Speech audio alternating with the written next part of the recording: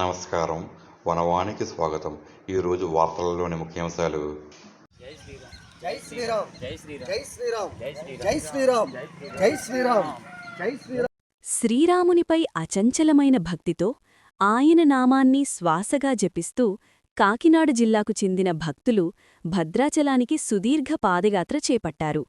శ్రీ సీతారాముల కళ్యాణ మహోత్సవాన్ని కనులారా వీక్షించాలన్న సంకల్పంతో సుమారు 50 మంది సభ్యులున్న ఈ బృందం 300 కిలోమీటర్ల ప్రయాణాన్ని కాలినడకన కొనసాగిస్తోంది. తమ యాత్రలో భాగంగా అల్లూరి సీతారామరాజు జిల్లా రంపచోడవరం చేరుకున్న భక్తులు స్థానిక మీడియాతో మాట్లాడుతూ తమ యాత్ర వివరాలను వెల్లడించారు. భక్తుల మాటల్లో, మేమంతా కాకినాడ జిల్లా ప్రత్తిపాడు మండలం ఏలూరు గ్రామానికి చెందినవాళ్లం.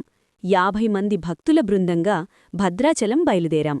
మా యాత్రలో గ్రామగ్రామాన శ్రీరామనామాన్ని పలుకుతూ హిందూ ధర్మం యొక్క విశిష్టతను చెబుతూ ముందుకు సాగుతున్నాం. ఏలీశ్వరం నుండి ప్రారంభమైన మా యాత్ర జగ్గంపేట, కొత్తపల్లి, గంగవరం, రంపచోడవరం, మారేడుమిల్లి, చింతూరు మీదుగా భద్రాచలం చేరుకుంటుంది. అక్కడ జరిగే సీతారాముల కళ్యాణాన్ని తిలకించి స్వామివారి ఆశీస్సులతో తిరిగి వస్తాం. ఆ రాముడి దయ ఉంటే ఎంత దూరమైనా మాకు అలసట అనిపించదు, అలవోకగా పయనిస్తాం అని వారు భక్తిభావంతో తెలిపారు.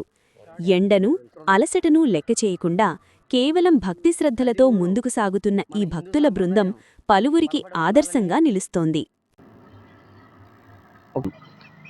మనం గ్రామానికి ప్రచారం చేస్తూ కాలినడక మార్గంలో బయలుదేరాం. ఇప్పుడు ప్రస్తుతం గంగవరం గ్రామంలో ఉన్నాం. సుమారు ఇంకా 100 కిలోమీటర్ల దూరంలో ఉన్నాం. కానీ ఆ రాములవారి ఆశీస్సులుంటే మనం ఎప్పుడు ఎంత దూరమైనా వెళ్ళొచ్చు. మనకి ఏ అడ్డంకులు కూడా లేవు. ఇప్పటికీ మనకి ఇబ్బంది లేదు. ఎదరికి కూడా రాములవారి దయతో మేము ప్రయాణిస్తున్నాం. జై శ్రీరామ్. జై జై శ్రీరామ్.